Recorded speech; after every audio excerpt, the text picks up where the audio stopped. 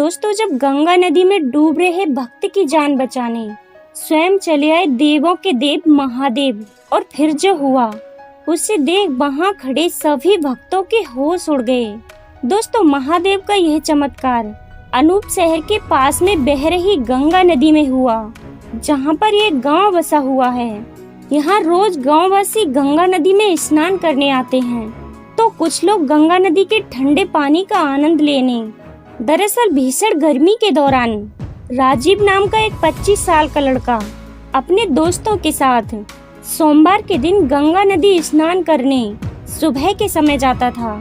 इतना ही नहीं, राजीव बचपन से ही महादेव का परम भक्त था, और जब से उसने होश संभाला था तभी से वो महादेव का व्रत करता था। साथ ही वो हर सोमवार अपने दोस्तों के साथ गंगा नदी में स्नान करता और उगते सूर्य को अर्घ्य देकर वापस घर जाता, और महादेव की पूजा अर्चना करके ही दिन की शुरुआत करता था। एक बार राजीव अपने दोस्तों के साथ गंगा नदी के किनारे सुबह करीब 4:30 बजे गया था। गर्मी का समय था, तो नदी का ठंडा पानी उसे अच्छा भी लगता था। राजीव नदी के अंदर ही अंदर डुबकी लगाकर तैरने लगा। अचानक से मौसम बिगड़ा और पानी में काफी ऊंची ऊंची लहरें उठने लगीं। देखते ही देखते वो लहरों के बीच राजीव फंस गया, जिसके चलते वो नदी के बीचों बीच फंस गया।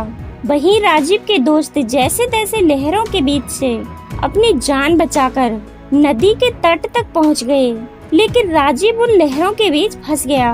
राजीव को डूबता देख उसके दोस्तों ने गोताखोर और गांव वालों को राजीव के डूबने की सूचना दी, जिसके बाद नदी के किनारे लोगों की भीड़ लग गई।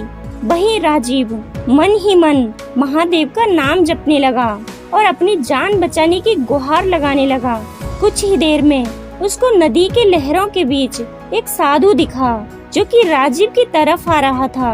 वह साधु लहरों को चीरते हुए राजीव के पास पहुंचा और उसको अपने कंधों पर बिठाकर नदी पार कराने लगा। सबसे हैरानी की बात तो ये रही कि जब वह साधु राजीव के पास पहुंचा, तब लहरें खुद ब खुद शांत हो गईं और वो साधु आराम से उसको अपने कंधों पर बैठाकर नदी के किनारे ले आया। नदी के तट पर पहुंचकर राजीव ने उस साधु के पैर छूकर उसका शुक्रिया अदा किया। इतना ही नहीं, वहां मौजूद सभी लोगों ने उस साधु को भगवान का स्वरूप मानकर उसका धन्यवाद किया। लेकिन हैरानी की बात तो ये थी कि वो साधु किसी से कुछ कहे बिना मंद मंद मुस्कुराते हुए अपनी राह की ओर चला गया। दोस्तों, इसके बाद राजीव ने अपने घर जाकर सबसे पहले शिवलिंग का जलाभिषेक किया और 101 बार ओम नमः शिवाय मंत्र का जाप किया।